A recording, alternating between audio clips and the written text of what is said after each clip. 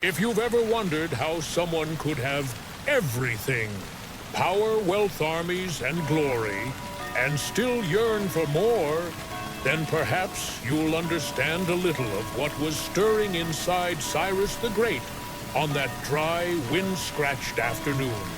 The sun was beginning to dip over the dusty skyline of Persepolis, and the palace walls glowed with a soft bronze shimmer.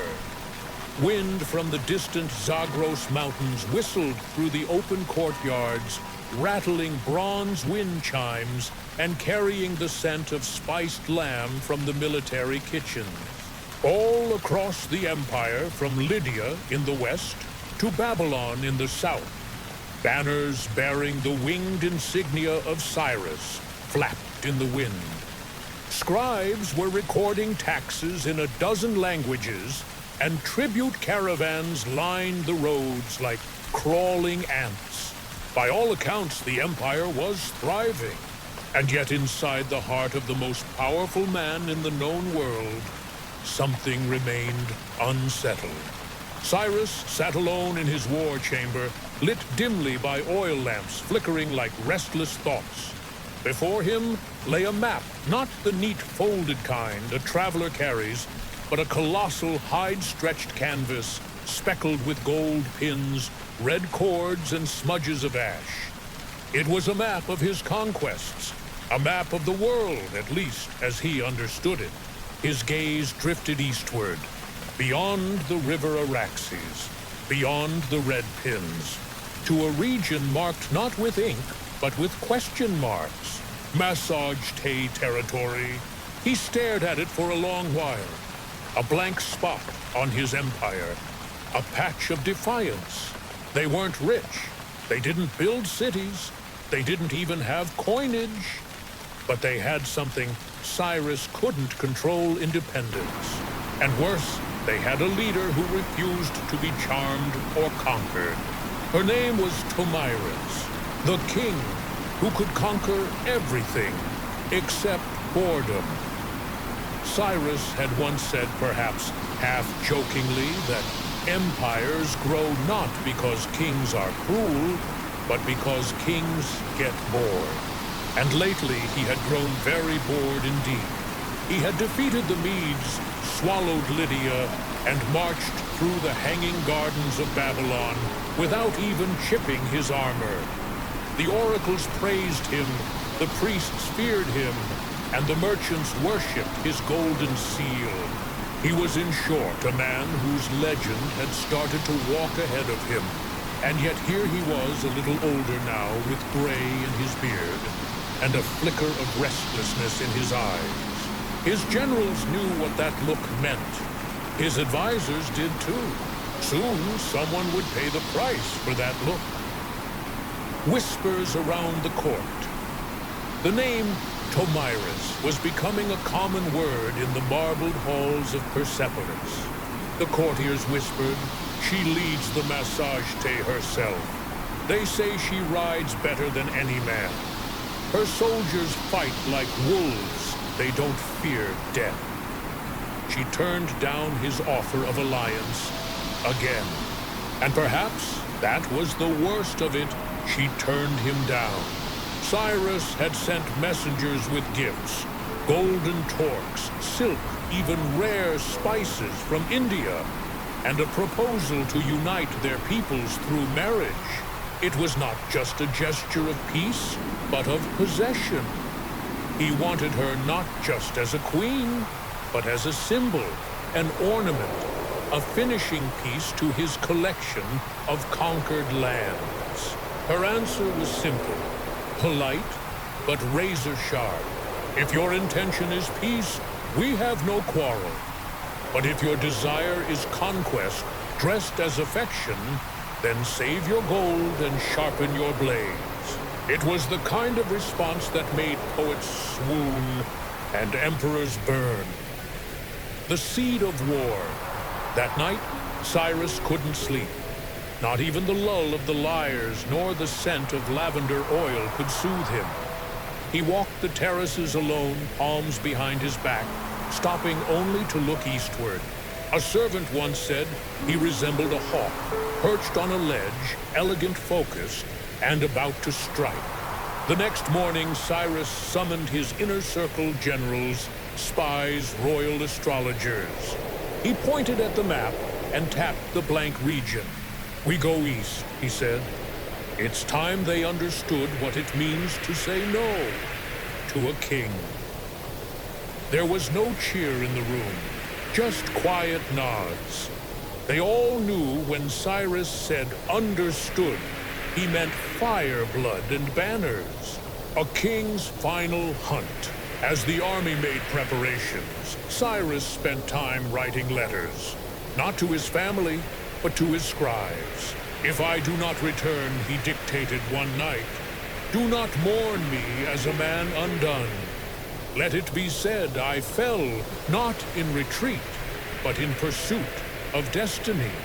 He still believed, perhaps foolishly, perhaps nobly, that his life had meaning beyond politics, that the gods themselves had chosen him to unite the world. What he didn't yet know was this: sometimes the gods send a woman with a spear, not to be conquered, but to teach kings humility. And so it begins. The next morning, as the sun burned like molten bronze over the eastern hills, Cyrus donned his war armor, polished to a gleam etched with lion motifs. He looked into a mirror one last time. His reflection was calm, measured, but something in the eyes, something deep and flickering, looked back at him like a warning. Still he smiled. "Let them write songs," he said, "about how the world finally belonged to one man." And so began the final campaign of Cyrus the Great, not knowing, of course, that on the other side of the river, a woman named Tomyris had already started writing her own ending to his story. If you walked east beyond the reaches of the Persian Empire, past the swaying fields of grain and the gilded roads of Babylon, you would find no cities, no marble temples, no golden palaces, just sky grass and wind. This was Massage-Tay country. It wasn't marked on most maps, not because it didn't exist, but because it refused to be owned. The Massage-Tay people were nomads, riders, warriors, and watchers of the horizon.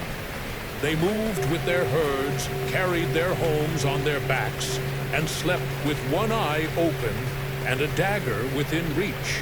To the settled empires of the time, they were barbarians, untamed, primitive.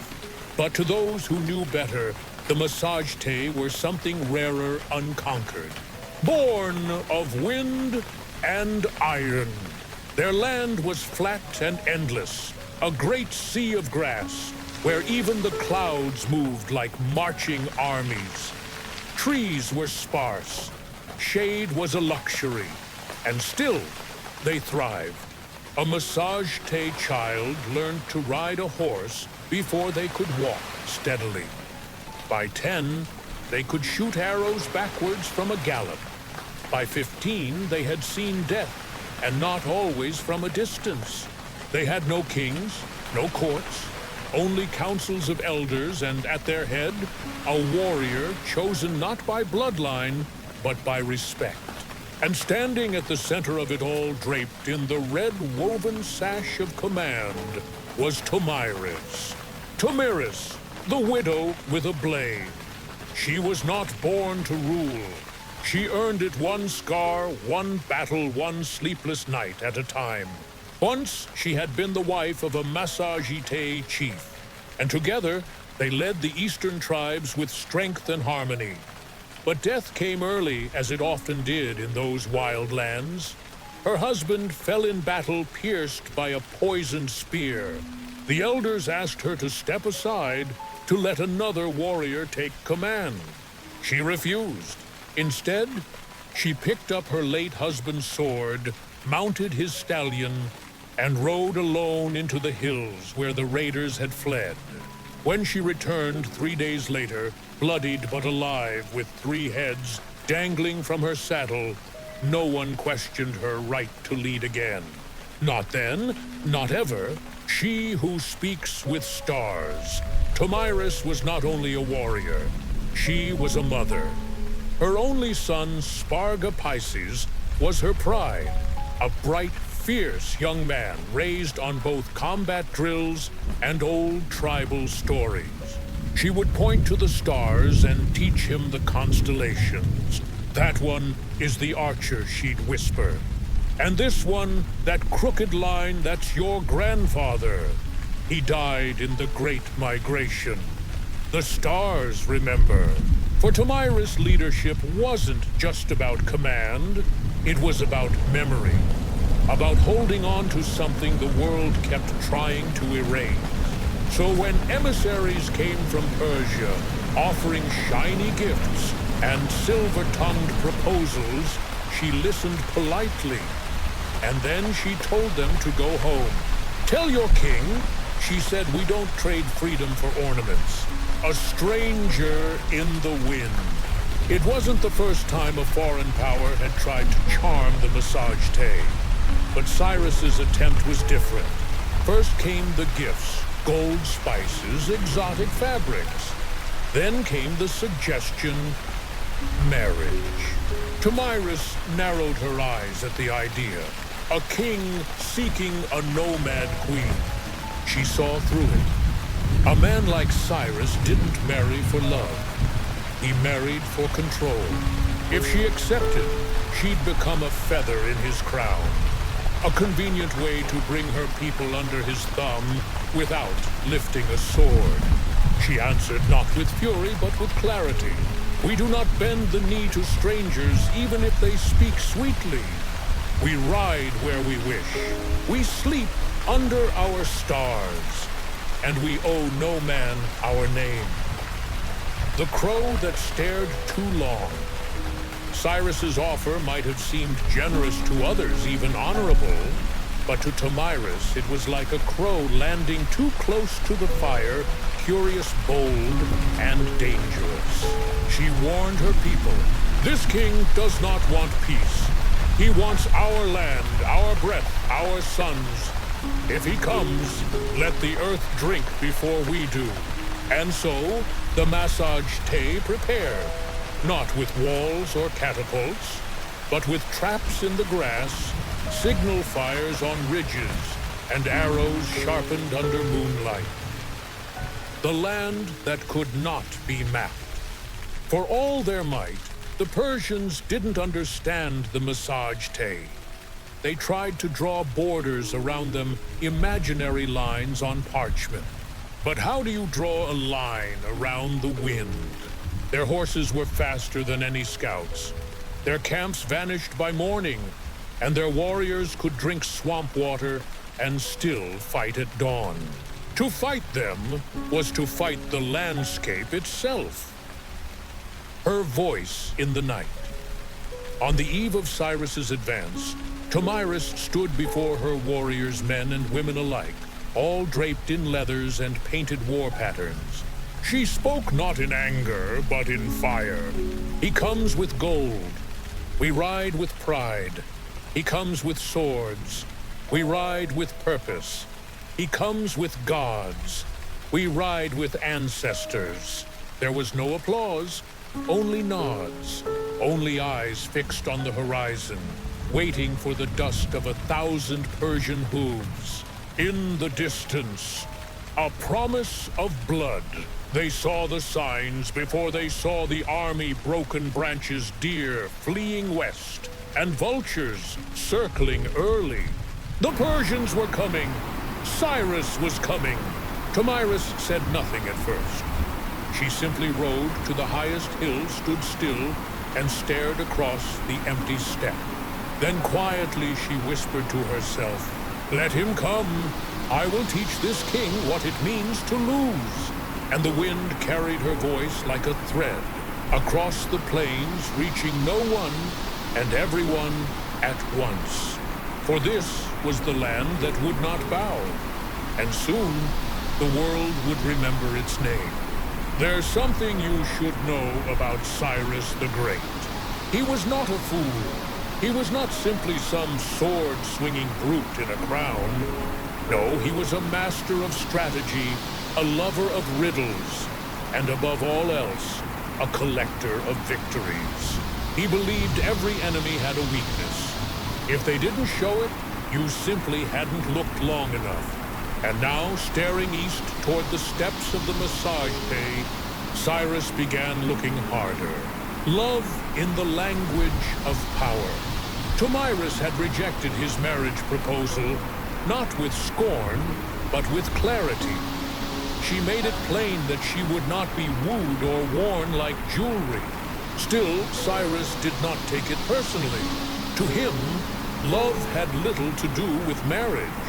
To kings, marriage was conquest, written in silk and ceremony. If the sword could not subdue her, perhaps the heart could be used as a lever. Or failing, that her heart could be used against her. And so the king hatched a new plan. One built not on sentiment, but on seduction of a different kind. A toast to war. One evening, as the sun fell behind the Zagros Mountains, Cyrus held a private council. His commanders sat with cups of spiced wine, their fingers twitching along the table. A map lay between them, the same worn hide from before, with new notes and scratches. Cyrus pointed to a narrow valley near the river Araxes, the natural border between his empire and Massage-Te territory. Here, he said calmly, we will build a feast. There was silence at first. One general, gray-haired and sharp-eyed, spoke what many were thinking. You want to feed them, my king. Cyrus smiled. I want to bait them. The Persian Mirage. Over the next 10 days, Cyrus's men constructed a mock camp just over the river, richly decorated, filled with the best wines, the finest foods, and enough trinkets to dazzle any weary traveler. They arranged silver goblets in rows, roasted game birds, until the smell drifted with the wind, and filled the tents with satin pillows embroidered in gold thread. It was no ordinary military post. It was a temptation. And then, with all its finery arranged, Cyrus abandoned it. He left a small unit to act as caretakers and moved his main force just far enough back to remain unseen, yet close enough to strike. Sparga Pisces and the doomed patrol. Tomyris, ever vigilant, did not send her entire army to investigate the Persian retreat. She sent a scouting party, a light force, to observe, not to engage. At the head of this patrol was her son, Sparga Pisces. He was young, eager, and burning with the desire to prove himself. He had heard the stories of his mother's courage, had trained under her eyes, had killed his first enemy before his voice had even settled into manhood. Now he saw his chance to lead, and as he rode into the abandoned Persian camp, he saw nothing but bounty, wines he had never tasted, fruits from lands he'd only heard of, roasted meats still warm. To Sparga Pisces, it didn't feel like a trap. It felt like a victory. The drunken binding. The Massage-Te were not drinkers, at least not of wine. They preferred fermented mare's milk, sharp, earthy, and low in potency. So when they drank Persian wine, thick, sweet, and strong, it hit them like a hammer wrapped in velvet. Within an hour, Sparga Pisces and his men were laughing loudly, toasting each other, even singing songs off-key. Within 2 hours, they were snoring, and then the Persians returned, silently, swiftly like wolves, entering a drowsy henhouse. They tied the warriors in their sleep, shackled their limbs, and when morning came, dragged them across the river to Cyrus's camp. The bait had worked. The prince in chains. Cyrus stood before the bound Sparga Pisces, and saw the young man's defiance even through a pounding hangover. Here was a son of the steppes, straight-backed, despite the ropes, jaw set, eyes alert. But Cyrus was not impressed by defiance. He had broken stronger men. He tried conversation. He tried logic. He even offered freedom if the boy would write to his mother and urge peace. Spargapizes refused, again and again, until finally Cyrus left the tent. That night, as the guards dozed and the fires dimmed, the young prince did something no one expected. He dislocated his own thumb to slip free from his restraints. He took a dagger from a sleeping guard, and then, in the quiet of the night, he took his own life. Some say it was shame.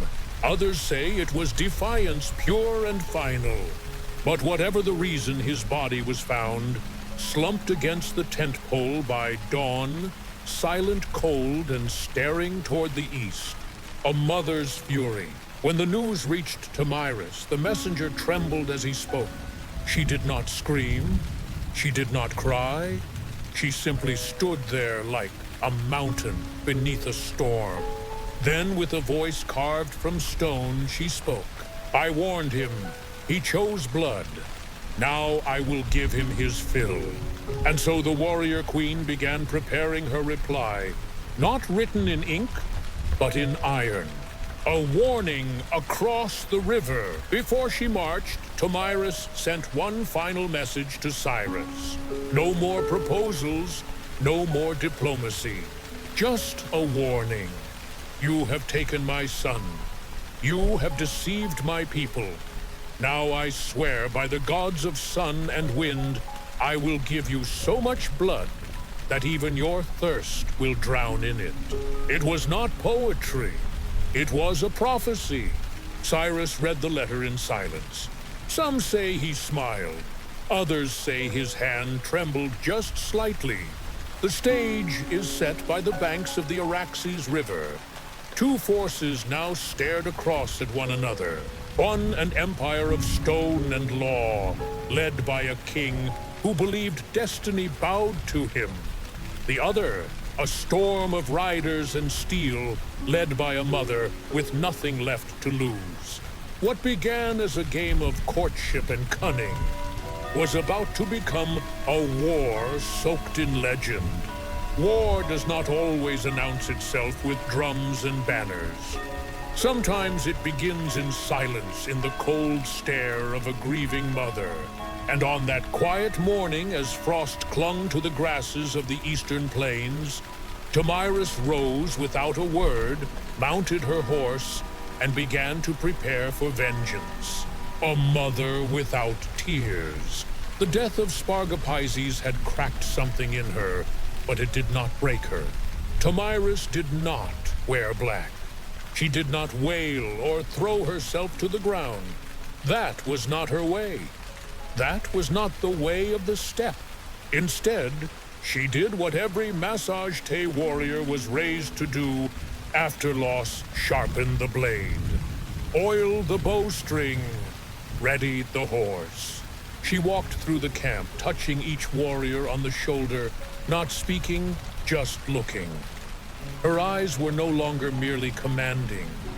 They were burning, and wherever she passed, soldiers rose without question, their breath fogging in the morning air, their hands tightening around weapons that would soon taste revenge. The Council of Furies. That night she gathered her elders, the war chiefs, and her closest trackers around a circle of fire. No one ate. The food remained untouched. Tomyris stood with the flames flickering behind her, not casting a shadow, but glowing like she was the fire. He took my son, she said simply, and he thinks me a mother before I am a warrior. So I will show him how wrong he is. There were no objections, no hesitation, no need for war drums or formal declarations. When a massage-te queen calls for vengeance, her people do not vote. They saddle up. Shadows in the grass. The massage tay didn't march like Persian soldiers. They flowed. Under the cover of tall grass and rising mist, they moved in clusters, not lines. Like wolves, not elephants. Each rider knew when to charge, when to vanish, when to kill. Tomyris rode at the front, her armor wrapped in furs, her eyes scanning the land like she was reading a book only she could understand. By midday, they had spotted the edge of Cyrus's encampment. The Persian army had grown arrogant, comfortable.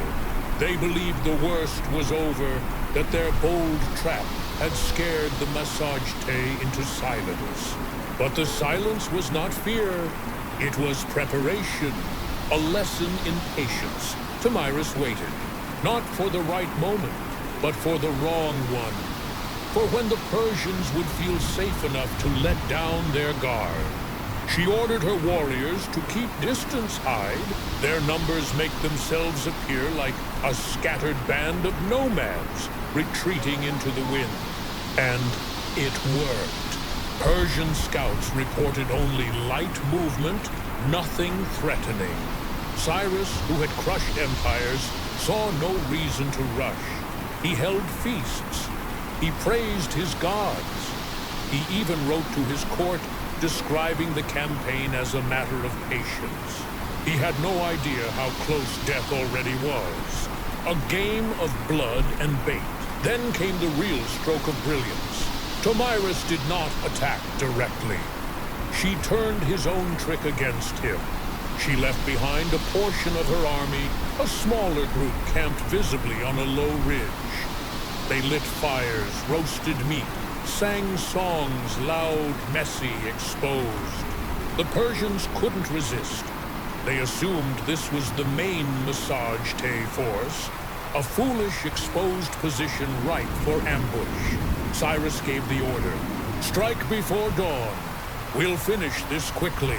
And so, under moonlight, thousands of Persian soldiers crept toward the ridge, unaware that what awaited them was not a camp, but a carefully laid trap. Dawn on the ridge. The morning broke not with bird song, but with steel. As Persian troops ascended the ridge, the campfires flickered, but no warriors moved. That was when the trap was sprung. From behind the Persians hidden in the hills, Tomyris and her riders surged forth. A wall of hooves, arrows, and war cries thundered down like a storm of ghosts. The Persians caught between steep ground, and a charging cavalry crumbled. What followed was not a battle. It was a culling. No mercy, no captives. Tomyris rode into the fray, her red sash flying behind her like a comet trail. She fought like a dancer of death, precise, unforgiving. Her blade did not hesitate. Her arrows did not miss. One by one, the invaders fell. Some tried to flee, others begged for mercy. But Tomyris had made a vow. Blood for my son, and she was not done counting. Cyrus realizes. Cyrus awoke that morning to the smell of smoke, not incense, but burning tents. He stepped from his pavilion and saw the black clouds on the horizon, heard the thunder of hooves. The ridge had fallen. His men were being slaughtered. And it wasn't just the lost battle that chilled him, it was the surgical nature of it all. This wasn't chaos. It was calculated vengeance. And for the first time in many years, Cyrus felt something he had forgotten fear. The letter never sent that night. Cyrus sat in his tent alone, holding a quill. He considered writing one final message. Perhaps to his son, perhaps to his people. Something noble, something to be remembered. But he never wrote it. Instead, he stared at the map before him, the same one he had marked with red cords and golden pins. Now he took one of those pins and stuck it through the massage-tay lambs. Hard, as if to say, if I must fall, then I'll fall trying to pierce the one place that would not kneel. Tomyris doesn't celebrate. Back in her camp, Tomyris didn't smile, didn't raise a toast. She simply sat by the fire, sharpening her sword, watching the embers crackle. She knew the king still lived, and that meant her work was not yet finished. The dead do not speak, but sometimes their silence is louder than the living. And in the days following the ambush on the ridge, the plains east of the river Araxes were filled with that silence, thick humming, heavy like fog. Charred shields lay half buried in the grass. Blood soaked into the soil, darkening it to the color of bruises. Ravens circled above, croaking ancient songs of feast and fate. This was no longer a borderland. It was a graveyard, and Tomyris was not finished digging. Ghosts that ride with her. To those who saw her ride, Tomyris seemed to glide rather than gallop. She didn't shout commands, she pointed, nodded, glanced. And yet her riders followed with the precision of a machine carved from flesh and fire, because she was no longer riding alone.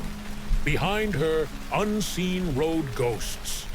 The ghost of her husband who fell years ago in a forgotten clash. The ghost of her father who taught her how to read the stars and died beneath a Scythian spear.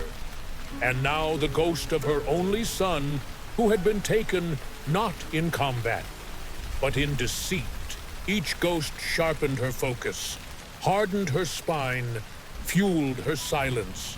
Tomyris was not a woman bent on war. She was war given form and fury. Inside the Persian camp, Cyrus's army, once a sea of banners, horns, and iron, had become something else. A camp of tension. No laughter rang from the tents. No music drifted through the air. Even the firewood cracked too loudly. Soldiers spoke in whispers, casting glances toward the horizon, as if expecting the night itself to split open and reveal riders bearing death. Cyrus himself remained composed outwardly, at least.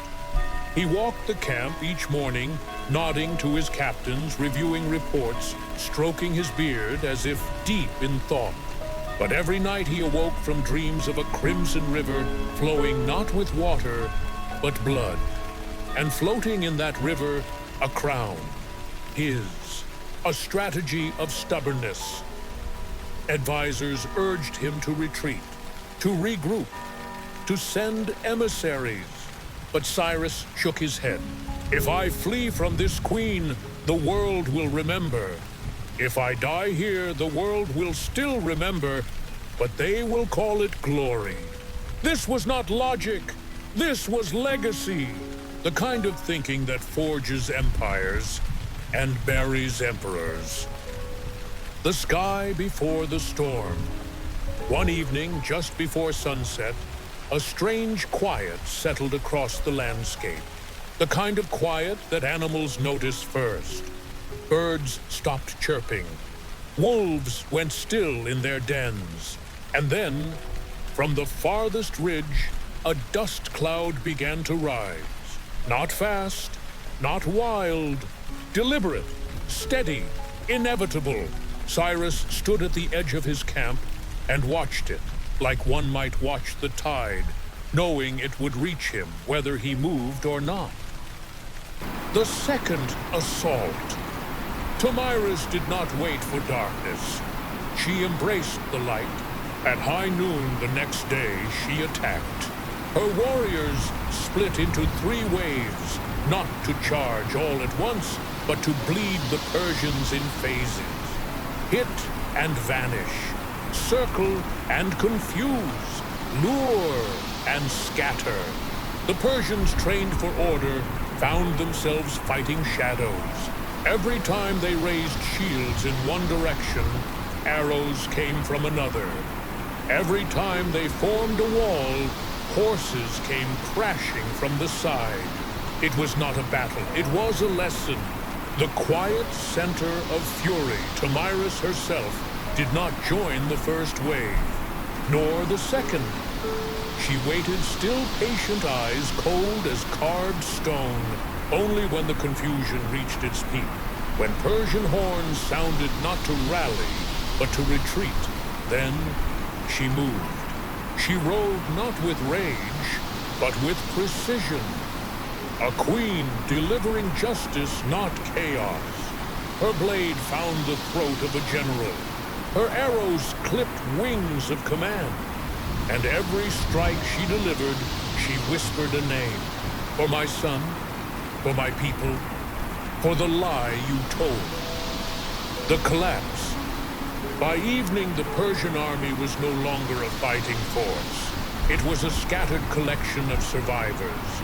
Some surrendered, some fled. Some simply dropped their weapons and knelt their eyes wide with disbelief that a nomadic people barefoot and born of the wind had crushed the might of an empire. But Cyrus had not fallen, not yet. He had taken a wound to the arm, a cut to the cheek, but he still stood sword in hand, guarded by his most loyal warriors. He looked out at the burning tents, the fleeing soldiers, and knew this was no longer a war, it was a reckoning. One last move that night. As the stars burned cold above the battlefield, Cyrus made a final decision. He would not run, he would not hide, and he would not be captured. Instead, he ordered a defensive ring to be formed around his command tent, a final stand. A circle of dignity carved from spears and silence. Some say he prayed. Others say he simply stared at the moon, whispering apologies to gods who had grown tired of listening. Across the field, a mother watched Tomyris, stood on a low ridge, the wind tossing her braid over her shoulder. She saw the Persian king's last circle of defense, saw the flicker of torchlight, and knew the final blade was near. She did not rush. She would give him his last moment, but she would also keep her promise. You wanted blood, she had said. I will give you enough to drown in. And now the river was rising. There are many ways for a king to die. Some fall from poison in a golden cup. Others from betrayal in marble halls. But few, very few, meet death the way Cyrus the Great did, by keeping his word and testing the will of someone who had already lost everything. The wind that night carried no bird song, no insects, only smoke, bitter and gray. The field reeked of burnt leather and blood. The stars, usually bright in these open skies, seemed dim, as if they too were holding their breath. Inside a shrinking circle of Persian spears, Cyrus stood waiting. The final stand. It wasn't a grand palace, not a throne room of stone and silk. But to the remaining Persians, that patch of scorched earth had become sacred, because their king was still breathing upon it. Around him, no more than 200 soldiers remained. Their faces were smeared with soot, their eyes hollow from fatigue. And yet, they stood firm, because Cyrus still stood.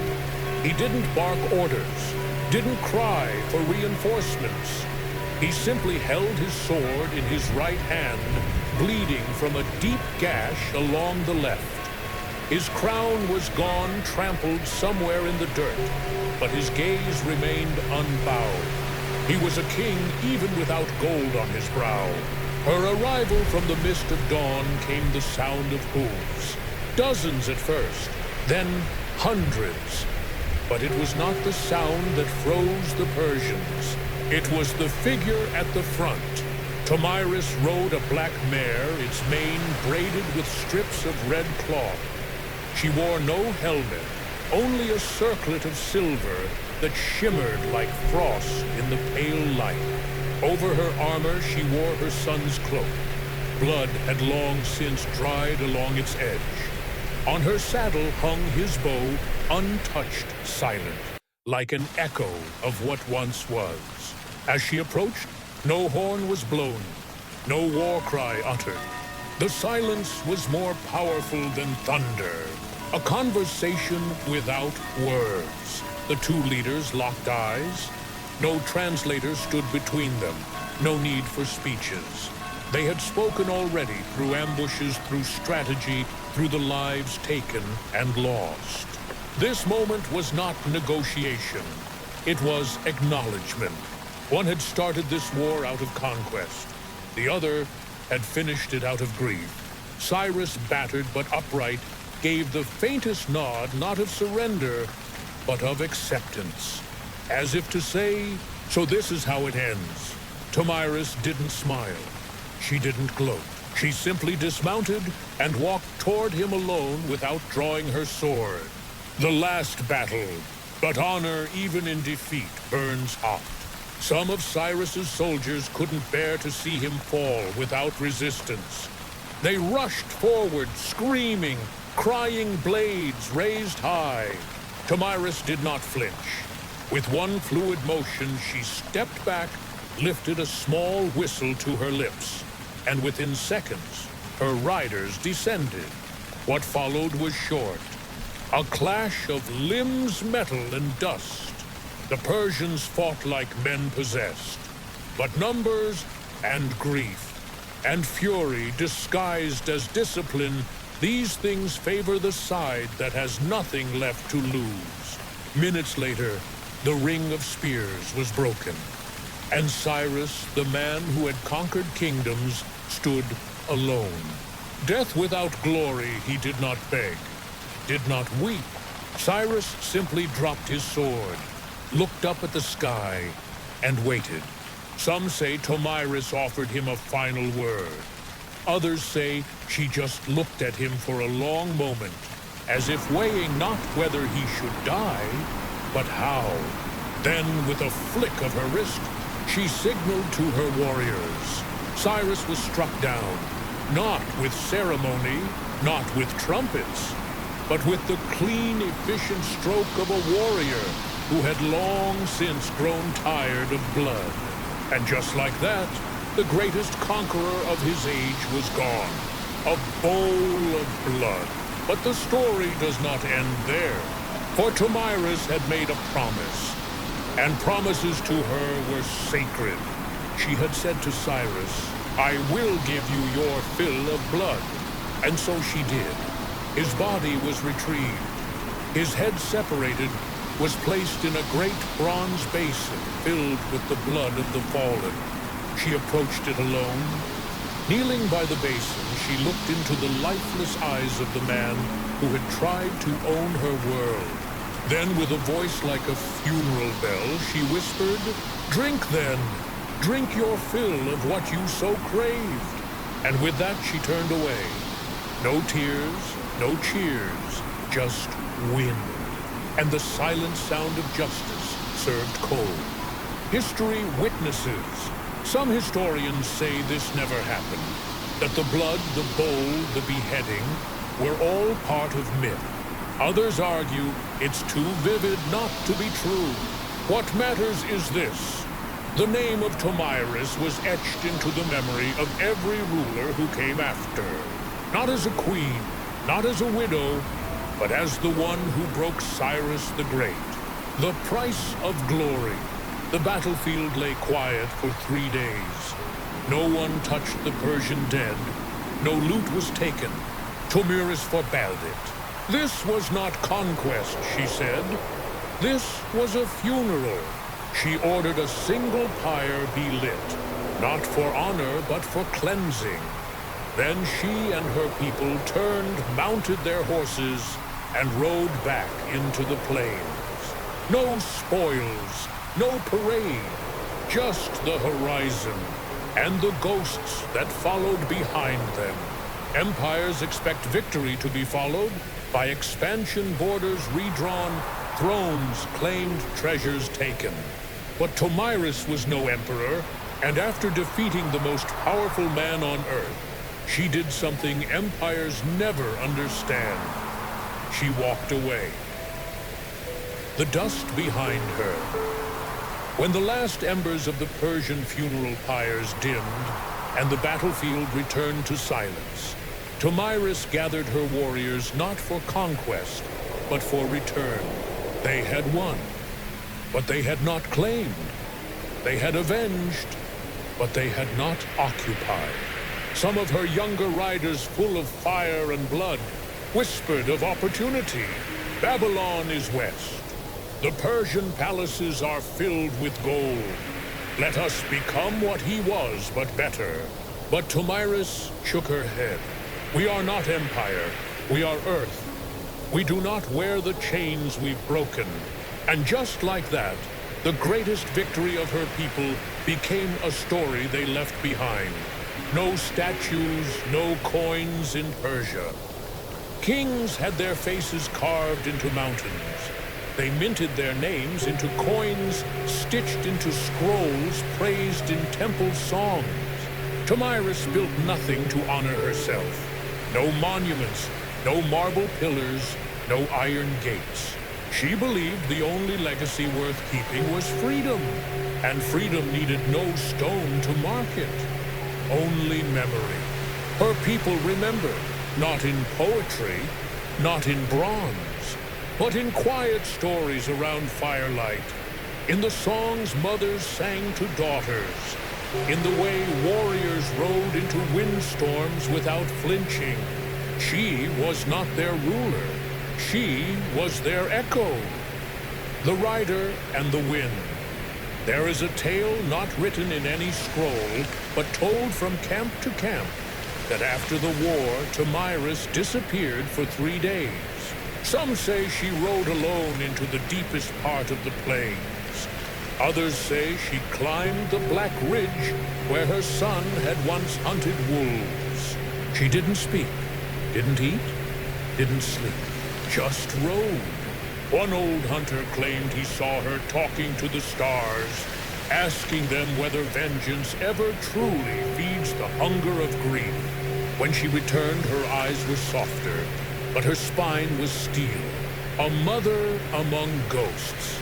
Though she rarely spoke of Spargapices again, his presence never left her. She kept his bow unstrung, hanging in her tent, like a silent oath. She wore one of his wolf-teeth charms in her braid, and sometimes, when she thought no one was listening, she hummed a lullaby only he would have known. She did not weep in public. That was not her way. But some nights warriors reported hearing a single note in the wind, high and clear, almost like a flute coming from her campfire long after others had gone dark. Some said it was her voice, others said it was her son answering. The power she never wanted. Other tribes hearing of Cyrus's fall came to her with gifts. They offered tribute, swore fealty. One chieftain even offered to name her High Queen of all the steppes. She turned them all down.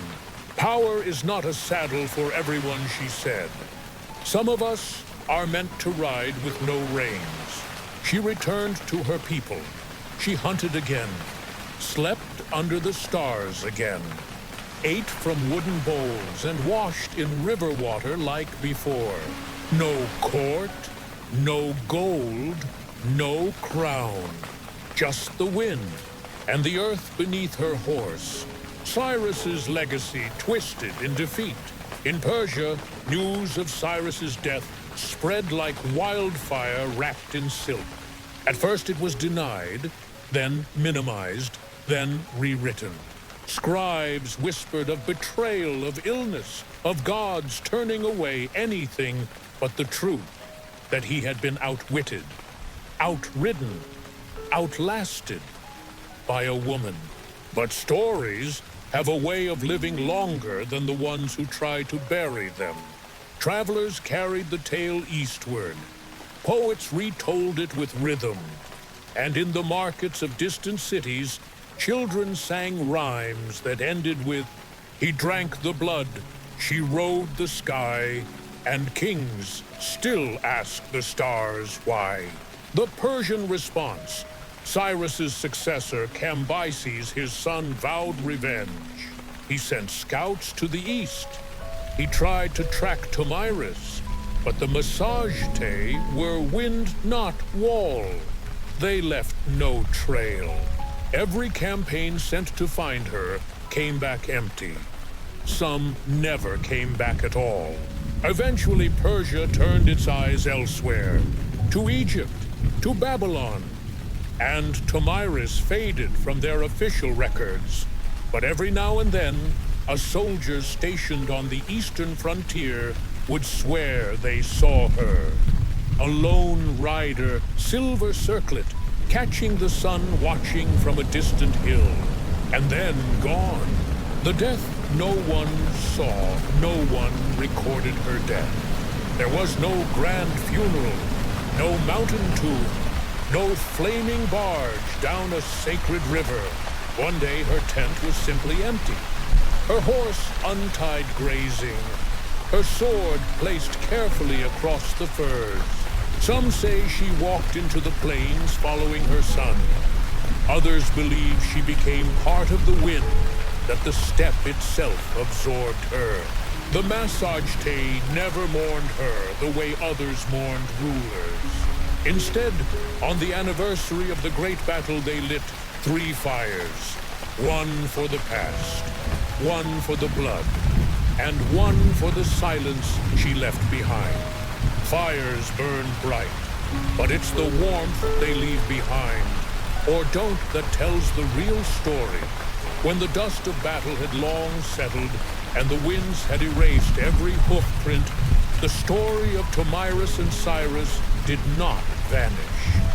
It smoldered, not in books, not in temples, but in memory. The kind of memory that outlives kings and quietly changes the way we see power and loss. A legend wrapped in mist. In the Persian court, no bard dared sing her name aloud. Tomyris became a shadow in their official history. But outside those marbled walls in the bazaars, the shepherd huts, the whispered jokes of wandering merchants, she was a legend. Did you hear the woman who fed a king his own death? The queen with no castle who left the greatest emperor headless? They called her the storm with a mother's eyes, the blood weaver, the last voice Cyrus ever heard, maps that couldn't draw her. Cartographers in distant lands tried to mark where it all had happened. They drew wide plains, wrote in elegant ink, Massagetæ territory unsubdued. Some maps placed question marks, some just left it blank. Because no matter how fine the parchment, how detailed the compass, you can't map a woman who didn't want to be found. And that perhaps was her final victory. Not just in war, but in slipping beyond the reach of every man who tried to define her. The arrows that never came back. Massagetæ warriors, decades later, would still notch their arrows and whisper her name before releasing the string. For Tomyris, for the wind, for the blood they stole. Some say they believed her spirit guided their arrows, bending them midair toward tyrants, liars, and cowards. And when a particularly straight shot struck true, the warriors would murmur, "She rides with us still, a different kind of victory." Historians, centuries later, puzzled over her story. Many tried to rewrite it. Some even questioned if she existed. Perhaps it was a myth, a metaphor for rebellion, a misrecorded skirmish made grand by campfire tales. But if it was a myth, it was one that refused to die. Because deep down, something in us believes in her believes in the possibility of someone strong enough to break an empire, yet wise enough not to build another from its bone. Tomyris did not crave territory, she craved peace. And when it was won, she left the throne empty. The silence that changed the West. Back in the cities of the West Babylon, Ecbatana, Sardis, something shifted after Cyrus's fall. No longer did kings boast of endless conquest. No longer did generals speak easily of the eastern tribes. They had learned that not all who ride without walls are weak, that not all queens wear gold, that some wounds are not strategic, but personal, and those wounds can kill empires. The women who listened in other kingdoms, women heard her story and held it close. They passed it down not as rebellion, but as a kind of permission. You may grieve, you may fight, you may lead without asking first. In kitchens they whispered it while slicing bread, in fields while binding wounds, in markets while folding fabric. Not as a threat, but as a reminder that power wears many faces. Some of them smile, some of them cry, and some, like Tomyris, wear no expression at all until the time for mercy has passed. The men who forgot, but time is a patient thief, and stories, especially ones that make men uncomfortable, often fade. By the time of Darius and Xerxes, the name Tomyris was barely spoken in court. The tale had become dust in royal libraries. Her deeds, too inconvenient, too untamable, began to vanish from the scrolls. And yet, her shadow lingered, in the way some soldiers flinched at the mention of the eastern frontier, in the way kings hesitated before sending armies past the Araxes, in the way maps still bore the faintest note beside the steppe. Here be the wind, respect it. The steppe that does not sleep, the land she called home, did not forget. Each year, on the date of the great battle, tribes would gather under open sky.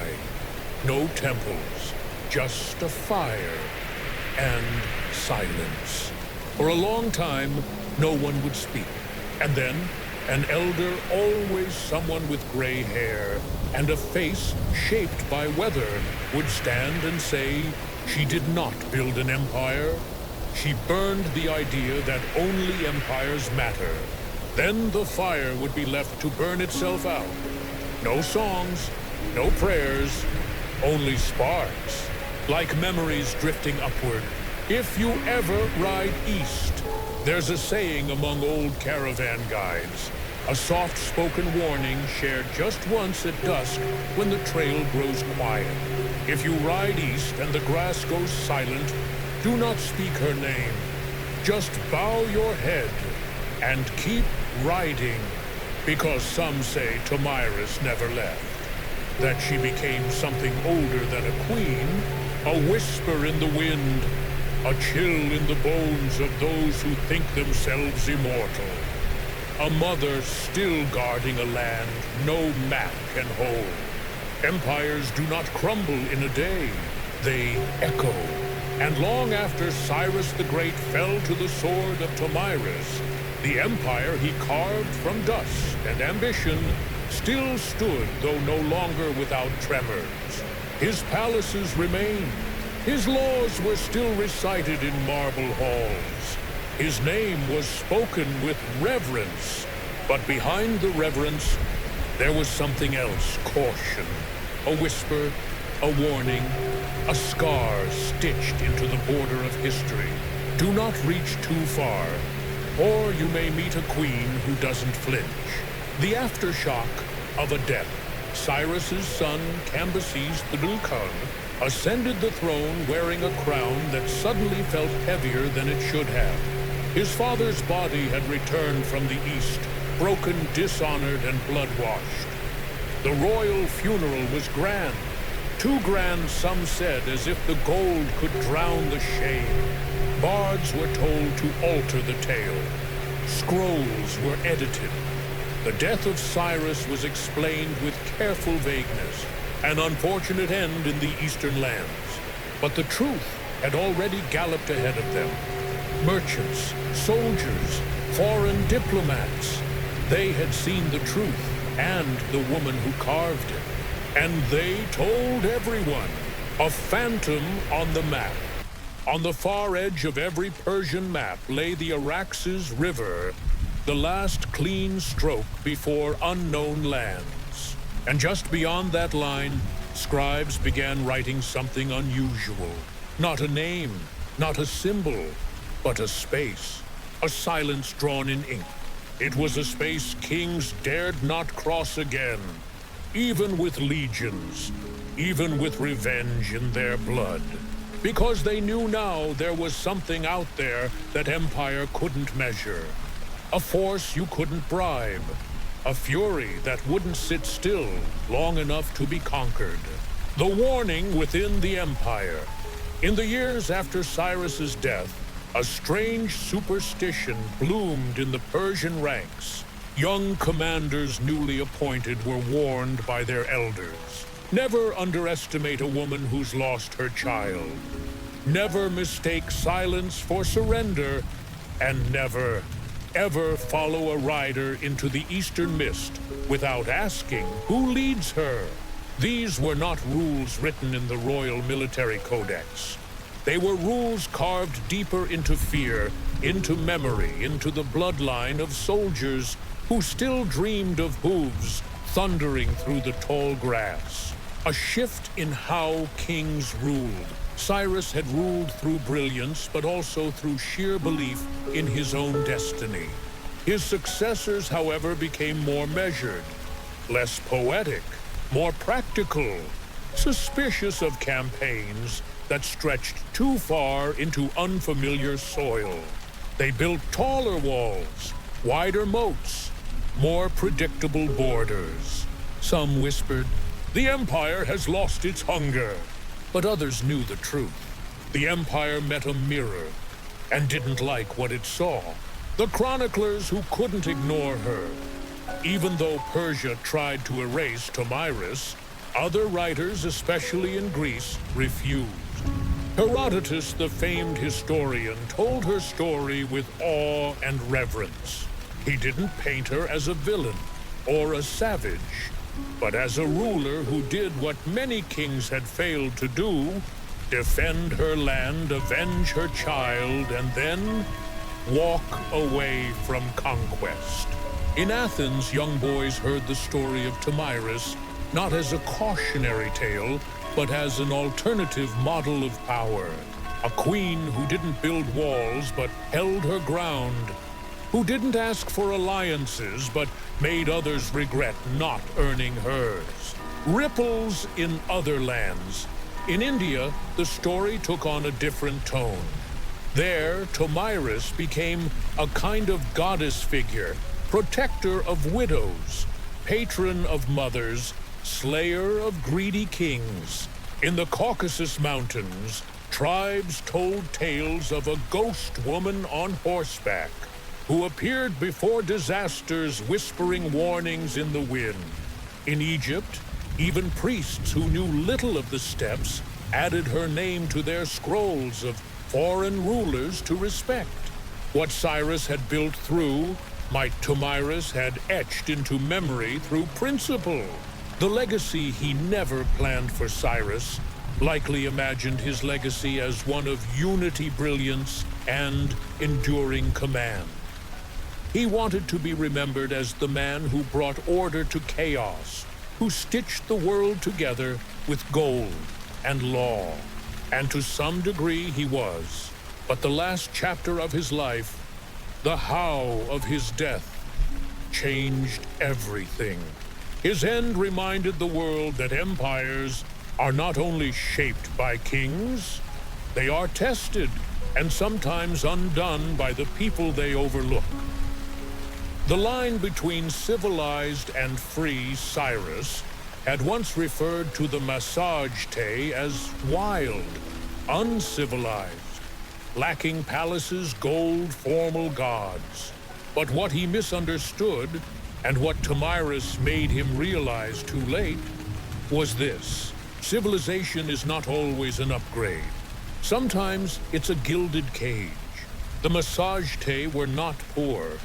They were rich in what empires feared: self-rule memory, the will to disappear before they could be owned. Tomyris didn't want roads, or statues, or tax systems. She wanted only this: to live, to bury my dead, and to decide for myself when enough is enough. The lesson: the world tried to forget. Over time, kings came and went. Persia changed hands. Empires rose, fell, and rose again. But every so often, on the edge of some ambitious general's map, a space would remain blank. And someone, usually an old advisor, someone with gray in the beard and too many battle scars, would whisper, "That blank space. That's not an oversight." That's where Tomyris taught us the cost of assuming too much. And the general would quietly fold the map and look for a different direction to march. Some stories live because they are written in books. Others survive because they were written in blood. And though the ink of scribes may fade, the stain of a king's downfall and the sharpness of a mother's revenge stays fresh in the memory of those who know how easily power can bleed. This is what the death of Cyrus the Great became: a lesson, not just in battle, but in boundaries. What blood can teach a king? Cyrus had believed, as many great men do, that the world was meant to be conquered. To him, resistance was a challenge to be outwitted. Every rejection was just another puzzle, and no border was sacred, only unclaimed. But when he looked into the eyes of Tomyris, he saw something no map had shown him: a truth deeper than strategy, older than kingdoms, and harder than any crown. You cannot own what does not want to be held. And more importantly, not every war is about land. Some are about grief, and those you do not win. The lesson the earth remembered: where Cyrus fell, the grass grew red for many seasons. Shepherds refused to let flocks graze there. Children were told not to play near the burial stones. It became a place of silence, of caution, of memory. Even after the bones returned to dust, the earth remembered. And whenever a stranger passed through, horses would grow uneasy, birdsong would stop, and winds would shift as if whispering, "Tread carefully. This is where ambition drowned." The queen who taught with steel. Tomyris never wrote her wisdom in scrolls. She never gave speeches or ruled from a dais.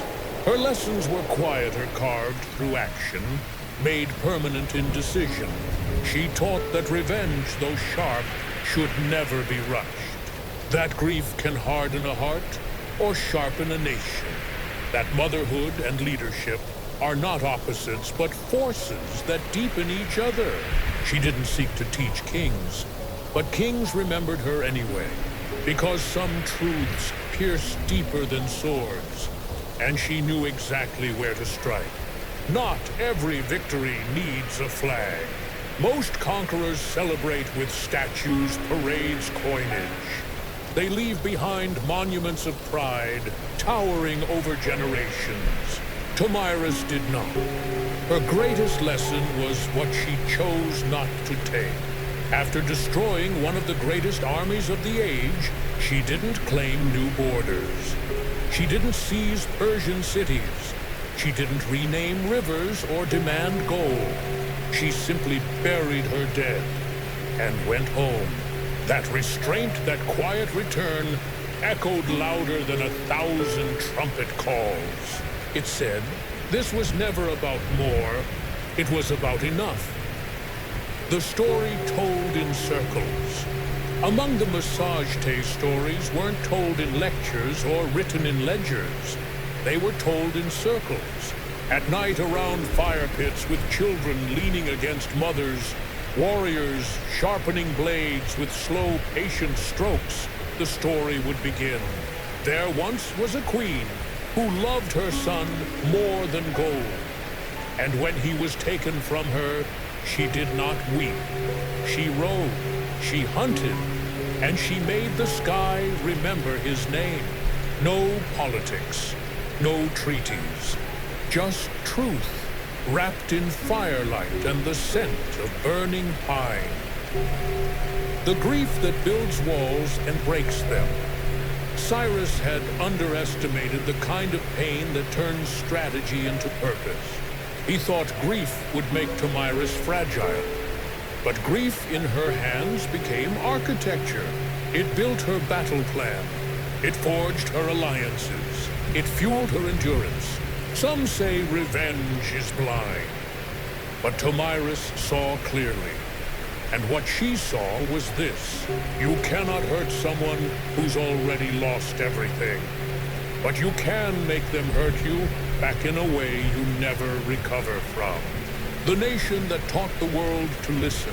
Before Tomyris, most nations feared the noise of empire horns, drums, legions. After her, they learned to fear something else entirely. Silence. The silence of a people who wait, who watch, who strike when the wind turns and vanish before morning. The massage te were no longer ignored, they were respected. And respect once earned in blood becomes harder to erase than any empire drawn on a scroll. The quiet after the lesson. Long after her death, her name would sometimes be heard softly like a bird's call before dawn. Not shouted, not declared, just offered from one storyteller to another, from mother to child, from warrior to sky as a reminder. Cyrus built the world, but she reminded us it had limits. And sometimes that reminder is the more important legacy. If you're still awake, then perhaps the story has done its work. Because sometimes to fall asleep, we don't need lullabies. We need the sound of hooves fading in the distance, of fires crackling low, of voices remembering those who did not ask to be legends, but became them anyway. Let the last thought be this. A mother rode into battle not because she wanted war, but because she refused to forget. And in doing so, she made sure none of us would forget either. Much of what we know about Tomyris, her son, her vengeance, her battle with Cyrus, comes not from her people, not from royal archives or carved reliefs, but from a man who never met her. Herodotus, the Greek historian, a collector of stories, a traveler of dusty roads, a man more curious than cautious. He walked through temples and taverns, listened to fishermen and priests, and wrote what he heard carefully, sometimes skeptically, but always with a touch of wonder. And when he wrote about Tomyris, he did so with reverence, but also with limitations. The Greek with a quill. Herodotus was not a soldier, nor a ruler. He was in a way the first podcaster of the ancient world, a man fascinated by contradiction, by color, by what truths hide behind a story told for the 100th time. He gathered tales like a shepherd gathers wool. He wove them together, sometimes loosely, sometimes with flair. And when he heard of Cyrus's downfall, it was not the king's ambition that held his attention, but the woman who stopped him. A woman who in a world of men and marble chose grief over conquest, vengeance over politics, and silence over ceremony. The story. He told Herodotus recorded it plainly. Tomyris, queen of the massage defeated Cyrus in battle after he attempted to deceive her. Her son was captured and took his own life in captivity. She vowed to give Cyrus his fill of blood, and after his death, she placed his head in a wineskin full of blood, saying, "Drink your fill." It is one of the most visceral, unforgettable lines in ancient literature. Not because it's dramatic, but because it feels real, specific, undeniable, emotional. But even Herodotus knew this is how some tell the tale. Others disagree, because truth even then was a matter of who told it and why. What he missed. Herodotus never saw Tomyris, never heard her speak, never walked the same grasslands where her horses ran. He heard her story from afar, likely from Persians, Greeks, and perhaps a few wandering tribesmen, but not from her people. And so there are things he couldn't capture. The way she looked at her son the last time they shared a fire. The way the wind shifted before she gave the signal to charge. The way she folded her hands after placing Cyrus's head in that basin, not triumphantly, but like someone setting down a heavy memory. He got the bones of the story, but not the soul. The power of the outsider. Still, for all his distance, Herodotus did something remarkable. He preserved her. In a world that often erases women, especially those who threaten the status quo, he wrote her name. He didn't downplay her role. He didn't soften her victory. He didn't reduce her to a wife or widow. He called her what she was, a queen, a warrior, a mother, a victor. In the tapestry of kings and battles that made up his histories, she is one of the few women who stands alone without being defined by the men around her. That in itself was revolutionary. Fact, fiction, and fear. Modern historians still debate Herodotus's version. Was the wineskin of blood real? Did Cyrus really die in battle or from illness? Was Tomyris even the one who killed him? But the debates often miss the point, because whether the details were embroidered or precise, the message echoes that a woman underestimated and grief-stricken changed the fate of an empire, not by ruling it, but by refusing to be ruled. And sometimes, what a story means matters more than how exact the edges are. The quiet line in his book, tucked inside Herodotus's account, is a small line easy to overlook. A line that says more than the blood and swords and betrayal. Tomyris returned to her lands and vanished from the histories thereafter. Vanished, not defeated, not diminished, simply done. As if having made her mark, she had no interest in lingering to be admired. It's the kind of exit only a few figures in history manage. A final, elegant step away from the firelight, back into the shadows where they came from, leaving the rest of us blinking into the dark, wondering if we imagined her, a woman who needed no scriptorium. Tomyris never asked to be remembered. She didn't inscribe her deeds on walls or commission poets to sing her name. She had only one goal, to answer death with justice. And when it was done, she let the silence speak for her. But Herodotus and perhaps the world couldn't forget. Because you don't forget someone who redefined power without asking permission. What the historians left behind.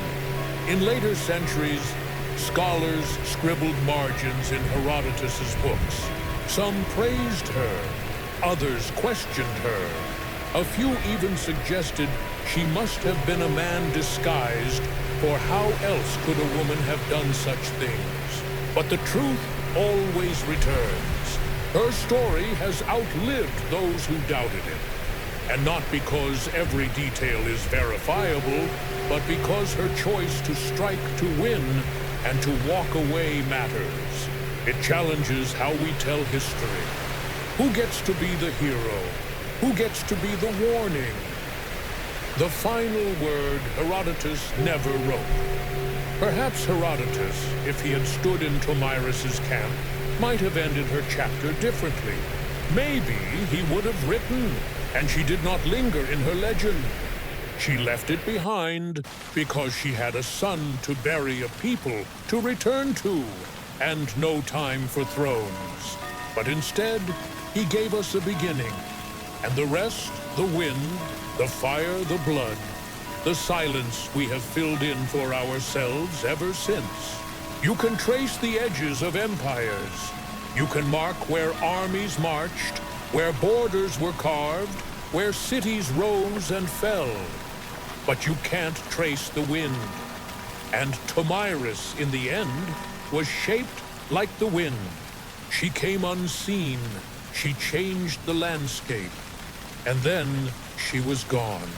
Not gone like forgotten, gone like mist at sunrise, still there, just no longer needing to be noticed. More than a story of blood. Most people remember the basin of blood, the vengeance, the beheading, the sharp final justice. But if that's all we remember, we lose something far more powerful.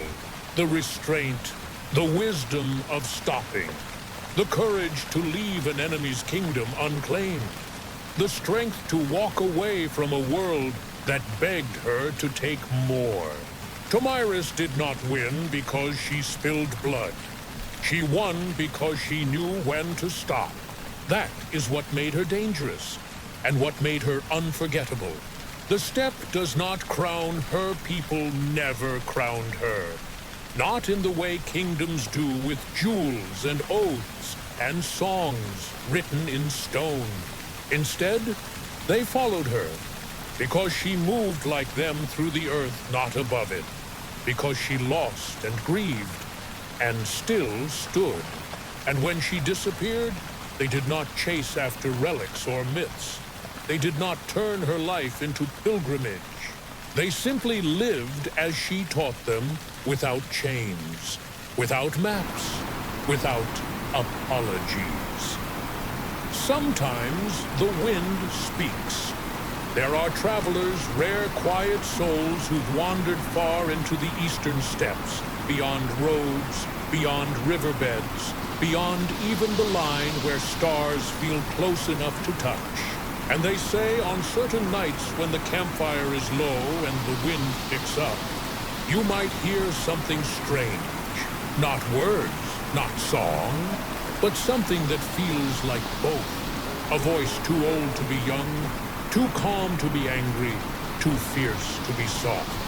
They say it's the wind, but they mean her. The mother, the warrior, the refusal. Tomyris didn't become a symbol because she tried to be. She became one because she refused everything that wasn't true. She refused diplomacy wrapped in deception, refused grief that turned inward and rotted, refused empire. She could have ruled. She could have marched on Babylon, reshaped the known world. Instead, she chose a basin of blood, a horse turned toward home, a memory left not in marble, but in movement. History's favorite mistake. For thousands of years, historians have made the same mistake. They look for power in palaces, for influence in titles, for heroes on thrones. But sometimes the one who reshapes the world rides alone, with no fanfare, no herald, just the silence of someone who no longer needs to prove anything. Tomyris never gave speeches. She gave examples. And examples, as it turns out, last longer than statues. What still lingers? Some legacies echo loudly through books, monuments, ceremonies. Others echo softly but more stubbornly. You hear them, in the voice of a woman who will not be interrupted, in the footsteps of a people who will not be moved, in the silence of a child who listens more than he speaks. You hear them in the refusal to be small, to be reshaped, to be erased. That's the sound Tomyris left behind. If you ever find yourself in her land, bring no banners, no gold, no map. Bring only silence. And perhaps an old story you remember being told once near a fire when you were too young to know its meaning. Whisper her name not for her, but for you. Not as a summoning, but as a remembering. Not all queens want worship. Some only want to be left unforgotten. And now let the wind take her. Let her go. Not in dismissal, but in reverence. Let her ride across the plains again, with no one watching, no one retelling. Because even legends deserve to rest. Even warriors deserve peace. Even mothers, especially mothers, deserve a world that finally listens. So sleep now, if you can. You've followed her far. Through vengeance and silence, fire and wind. Let her ride into your dreams, not to speak, but to stand. Still, proud, enough. Stories don't live forever because they are grand. They live because they refuse to be forgotten. And the story of Tomyris and Cyrus, told and retold over the windswept centuries, never truly vanished. It wandered, like her people. The shadow in 100 languages. You'll find her in the writings of Greek historians who admired her strength, but puzzled over her restraint. You'll find her in Persian whispers where soldiers spoke of the Queen of the East with a hush part, awe part fear. You'll even find hints of her among Arabic poets who described a lone woman on horseback, whose eyes were sharper than scimitars and sadder than deserts. No one agreed on her hair color, or her armor, or the exact phrasing of her vengeance. But they agreed on this. She ended a king and did not stay for applause. What became of her people? The Massage-te didn't build temples. They built memory. They didn't write scriptures. They taught songs, short, rhythmic, carried on horseback. They didn't build libraries. They trained story-bearers, elders who remembered, guarded, and passed down the truths that mattered most.